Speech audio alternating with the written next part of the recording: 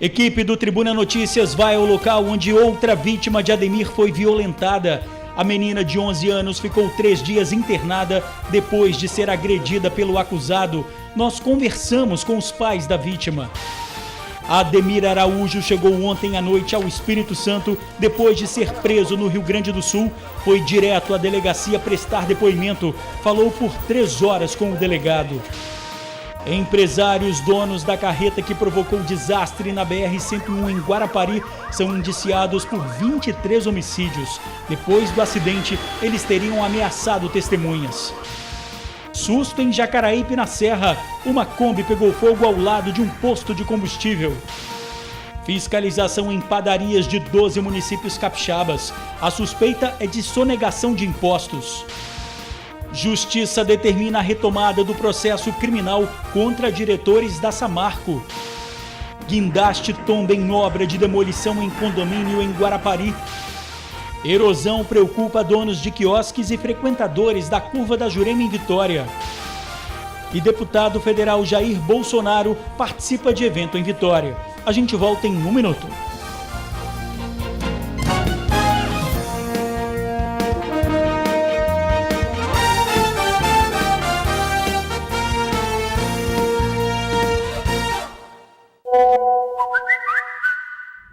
Olá, boa noite. O Tribuna Notícias foi ao local onde outra vítima de Ademir Araújo foi violentada. 3 dias antes de sequestrar Tainá, ele raptou outra criança, uma menina de 11 anos. Ademir levava a esposa na casa da mãe da menina. A partir daí, se aproximou da vítima.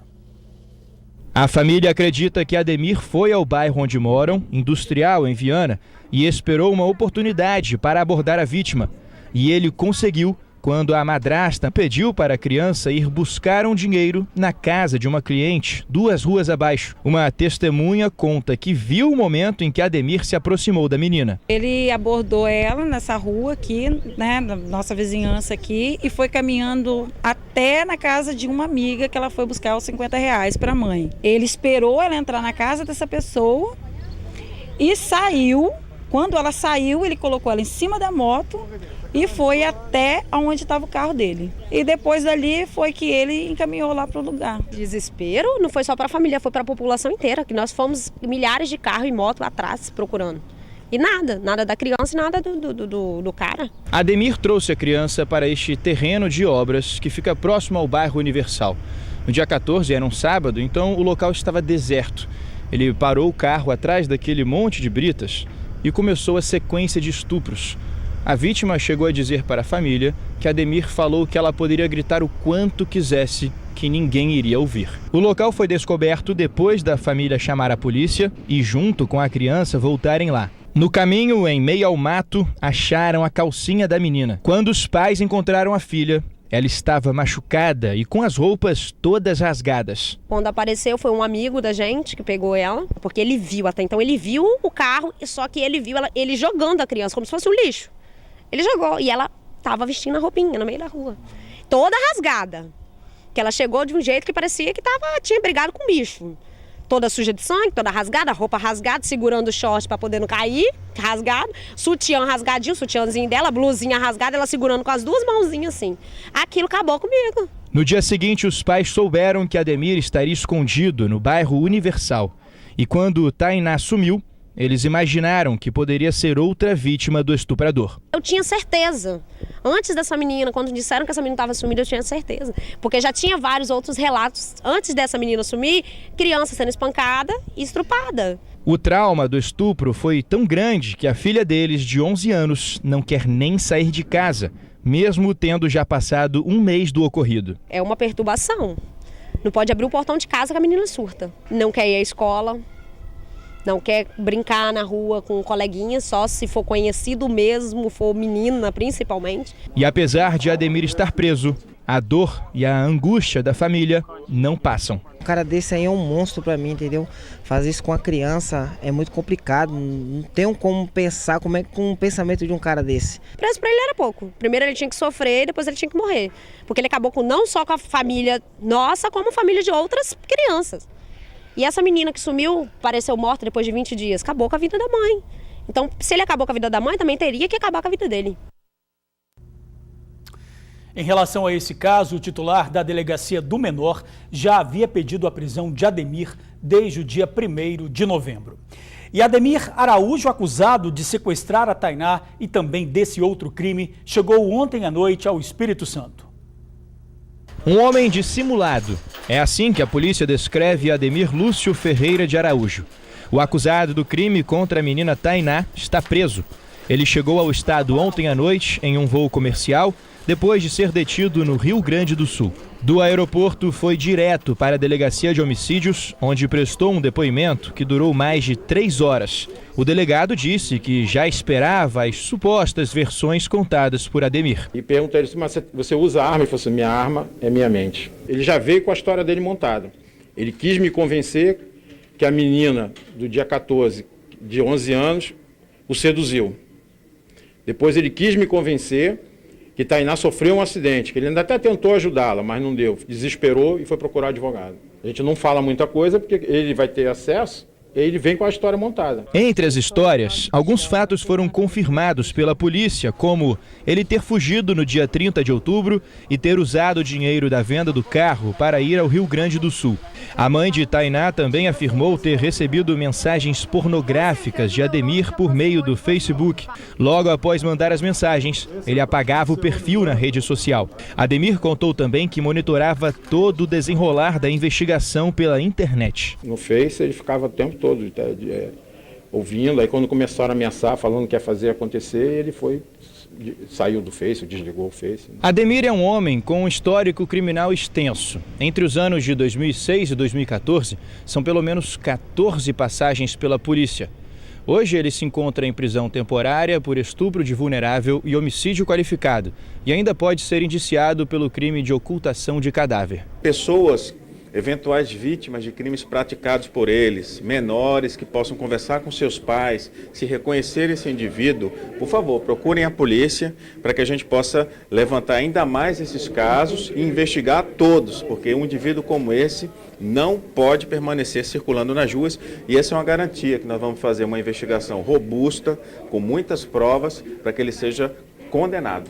O superintendente de polícia especializada disse que a partir de agora, além das provas testemunhais, a polícia vai trabalhar com as provas técnico-científicas. Provas laboratoriais no sentido de buscas, por exemplo, no veículo dele. Se foi encontrado algum vestígio, se foi encontrado manchas de sangue, se foi encontrado manchas de esperma, se foi encontrado cabelo, enfim, tudo que foi encontrado no veículo será periciado para comparar se pertence a ele, se pertence à menina, enfim. Né?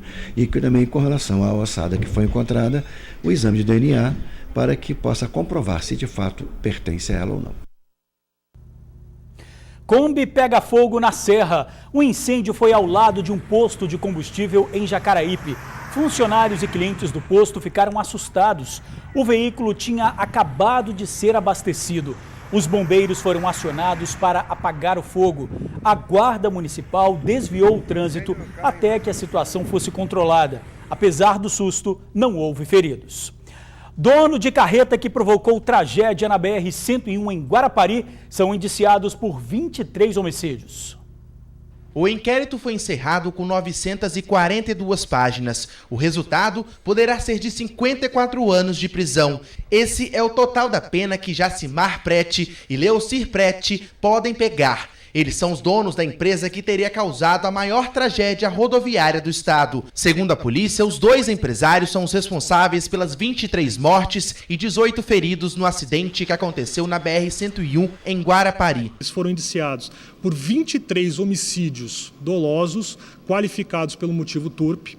Foram indiciados por 18 tentativas de homicídio qualificado, pelo crime de aliciamento de testemunha e coação no curso do processo. Pedimos a prisão preventiva dos dois indiciados, porque durante as investigações, ou seja, durante o inquérito policial, houve ameaça a uma testemunha e o aliciamento, ou seja, oferecimento de vantagem indevida para que essas pessoas mentissem no processo. A investigação apontou ainda que o motorista da carreta teria saído de uma pedreira em Baixo Guandu sem a permissão da empresa e nota fiscal. Com os pneus carecas, com freios, segundo a perícia, com alguns freios sem funcionamento no veículo, né? Não é nem ineficientes, sem funcionamento, com suspensão danificada, com cálcio e com o velocímetro marcando 20 km por hora a menos do que a velocidade real. O acidente aconteceu no dia 22 de junho. O ônibus pegou fogo e muitas pessoas morreram carbonizadas. Mesmo depois dessa grande tragédia, os indiciados continuaram com as mesmas condutas, continuaram oferecendo dinheiro a agentes de fiscalização de trânsito, mostrando um total desprezo à vida humana só por um motivo: ganância. Uma das praias mais frequentadas de Vitória está sendo destruída pela erosão. Quem trabalha na curva da Jurema está preocupado. Parece que o mar está tomando conta do que é dele. Essa é a impressão que se tem quando a gente olha o que está acontecendo nessa área da curva da Jurema em Vitória. Não chega a ser a praia toda não, é apenas uma parte que fica próxima à entrada da Ilha do Boi. Mas existem vários quiosques e os comerciantes ficam com medo da erosão crescer mais e afetar o espaço em que ficam as mesas. Esse problema já é um problema antigo, né? Não é de hoje, né? As ondas vão batendo e o mar vai tomando o lugar que um dia foi dele, né? Na verdade. A gente está perdendo muita área de atuação, os banhistas já estão meio que imprensados, né? Não tem aonde ficar, então é uma coisa que está começando a se tornar preocupante. Até os banhistas se preocupam, porque pelo que parece, daqui a pouco também não vai ter lugar para colocar as cadeiras, não. É uma pena, porque esse estado é muito lindo ele, né? Olha essa visão, é um paraíso. Eu que sou do Nordeste, né? E a gente sabe como que é, no Nordeste tem coisas muito lindas, mas aqui tem muito linda também. Tá faltando só serem mais responsáveis, né? Com a praia. Essa cena mostra pra gente como é que a situação tá no limite aqui. Daqui a pouquinho a água vem, invade a areia e o deck de madeira também.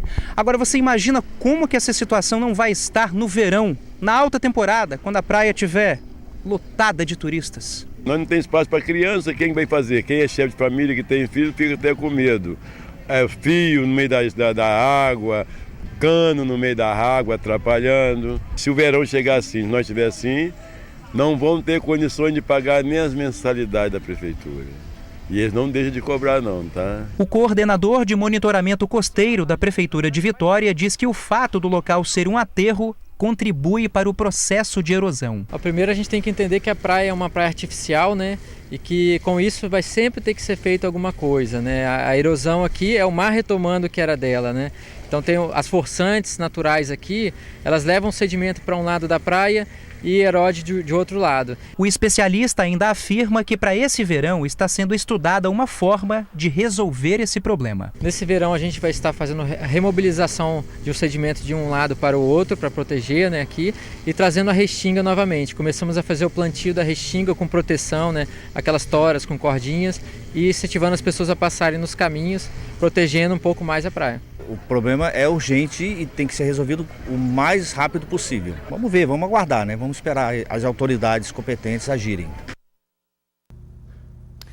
Processo criminal contra Samarco e diretores é retomado pela Justiça. A ação, que tramita desde o ano passado, estava suspensa há 4 meses. A defesa dos réus alegou que foram usadas provas ilegais no processo, como escutas telefônicas e mensagens instantâneas fora do período determinado pela Justiça.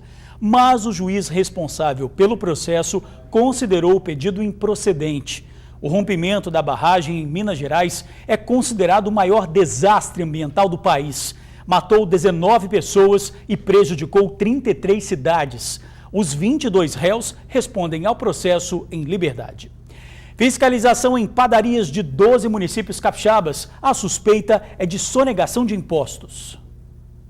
A operação foi denominada Joio do Trigo. Auditores fiscais visitaram mais de 80 padarias de 12 municípios do Espírito Santo. Eles foram atrás de estabelecimentos apontados pela Secretaria da Fazenda com indícios de sonegação de impostos e de notas fiscais. Diversos documentos foram apreendidos. O grande objetivo é cobrar de fato um imposto que não está sendo pago, né? E a gente consegue gerar esse indício de sonegação. Não permitir uma concorrência desleal no mercado, né? Porque se você tem um grupo pagando imposto, outro grupo sem pagar imposto, você está mudando essa lucratividade e beneficiando aqueles que não estão pagando imposto. Então, e uma questão mais educativa, que de fato o objetivo é fazer com que todos, né, são iguais perante a Receita, perante o Estado e devem cumprir suas obrigações. Segundo o gerente fiscal, a estratégia da operação foi usar o cruzamento de dados eletrônicos dos contribuintes. Onde não batia os números, gerava dúvida. O local, então, entrava para uma lista de investigação. Nós encontramos algumas omissões de documento fiscal emitido, encontramos também documentos declarados para a CPF, que estavam irregulares, como também não encontramos alguns estabelecimentos no local. Então, nós notificamos as empresas para prestar as declarações, notificamos que estava iniciando naquele momento as auditorias e coletamos as informações ligadas a numerário, escrituração fiscal e as automações que foram prestadas no estabelecimento. As empresas foram notificadas a entregarem no prazo de 10 dias todos os documentos fiscais questionados pela investigação. O órgão ainda acredita que o prejuízo gerado pela sonegação pode ultrapassar os 7 milhões de reais. Essas empresas, num primeiro momento, elas podem ser penalizadas até a não emissão de documentos fiscais e também estarão sujeitas às penalidades previstas por não cumprimento dessa obrigação de prestar essa declaração. Posteriormente, as auditorias vão auditar essas omissões de receita. Então, todo um processo será elaborado para que a gente esteja mostrando também a fiscalização para toda a sociedade, como também irradiando em todos os setores, combatendo de forma efetiva a concorrência desleal. O deputado federal Jair Bolsonaro veio à Vitória para participar de um evento. Ele reafirmou a pré-candidatura à presidência da República. O deputado federal e pré-candidato à presidência da República, Jair Bolsonaro, chegou ao Espírito Santo na manhã de hoje e participou de um evento da Polícia Militar durante a tarde. O Fórum Capixaba de Cidadania dos Militares Estaduais foi promovido pela Associação de Cabos e Soldados. Em entrevista coletiva, Bolsonaro falou sobre crise política e econômica no país. Por não ver nada diferente entre os atuais pré-candidatos, é que resolvi ser uma opção para 2019. Lamento, o grande problema do Brasil passa por você colocar um fim na crise política em que vivemos. Eu acho que a honestidade tem que estar acima de tudo. E deixa bem claro que isso não é virtude, isso é obrigação de qualquer político. O deputado disse que está percorrendo vários estados. Para ele, a corrida eleitoral de 2018 já começou. O objetivo é conhecer cada estado e se apresentar por ocasião das convenções do ano que vem, para que meu partido, caso assim entenda, me dá legenda para disputar a cadeira presidencial. Na entrevista, Bolsonaro falou também sobre temas polêmicos. Se disse contra o desarmamento. Se você perguntar por aí, acredito que em torno de 90% dos cidadãos querem ter uma arma dentro de casa. Então vamos atender o anseio popular. Se a segurança pública no Brasil fosse eficiente, ninguém estaria preocupado em se armar. Hoje eu até perguntaria para você, você tem paz dentro da tua casa? A população armada vai diminuir a violência, sim. Após o encontro com os militares, o pré-candidato seguiu para outro evento aberto ao público em Bento Ferreira, também em Vitória. E a seguir, susto em obra de demolição em Guarapari. Uma retroescavadeira caiu num buraco. A gente já volta. Retroescavadeira cai em buraco numa obra em Guarapari. A máquina era utilizada na demolição de um condomínio na Praia do Morro. De repente, um buraco se abre no chão da obra e o acidente acontece. Por pouco, o guindaste não vai parar na pista. Os bombeiros e a Defesa Civil foram acionados. Apesar do susto, ninguém ficou ferido. E a gente fica por aqui. Para você, boa noite. Até amanhã.